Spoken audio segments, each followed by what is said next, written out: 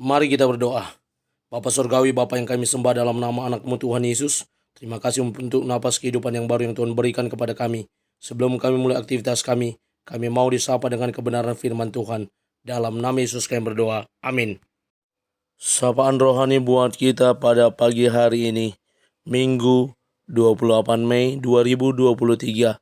Saya ambil dari kitab Yohanes pasal yang ke-20 ayat yang ke-22. Demikian kesaksian firman Tuhan.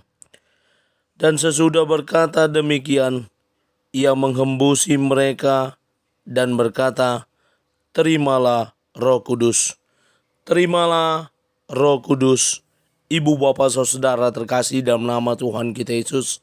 Hari ini seluruh gereja-gereja di seluruh dunia merayakan Pentakosta, hari yang ke-50 setelah Yesus bangkit dari kematian. Dan selama 40 hari dia menampakkan diri, lalu naik ke sorga.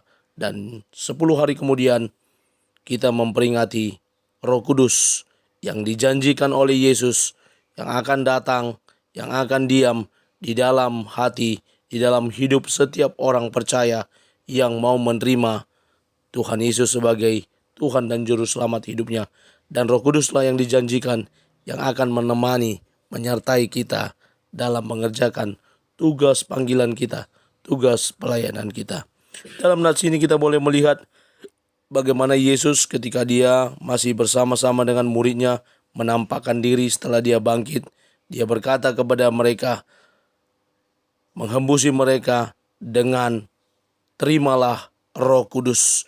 Roh Kudus diberikan kepada murid-murid agar mereka boleh dimampukan mengerjakan tugas panggilan mereka sebagai para murid untuk pergi memberitakan Injil, untuk pergi menyampaikan kabar baik dan menjadikan semua bangsa murid-murid Yesus, membaptis mereka dalam nama Bapa, Anak, dan Roh Kudus. Sehingga makin banyak jiwa-jiwa yang mendengarkan kabar baik, makin banyak jiwa-jiwa yang terus mendengarkan kebenaran firman Tuhan. Ibu, bapak, saudara, William Blake berkata, saya sendiri tidak melakukan apa-apa, Roh Kudus yang menyelesaikan semua melalui saya. Ketika Roh Kudus berkarya dalam hidup kita, maka kita akan dimampukan untuk melakukan banyak hal, bahkan yang spektakuler, yang luar biasa, yang disebut mukjizat, itu dapat kita lakukan. Karena apa? Ada Roh Kudus yang berimpartasi melalui hidup kita. Ada Roh Kudus yang boleh berkarya sehingga mukjizat boleh terjadi.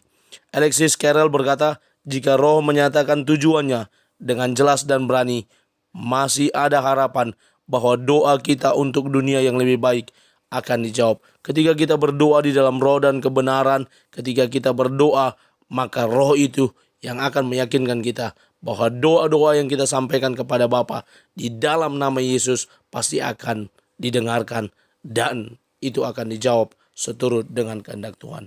Mari kita terima Roh Kudus dan biar dia berkarya dalam hidup kita. Amin. Kita bersatu dalam doa.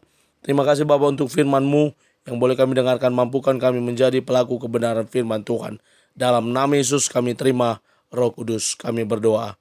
Amin. Selamat beraktivitas. Tuhan Yesus memberkati. Shalom.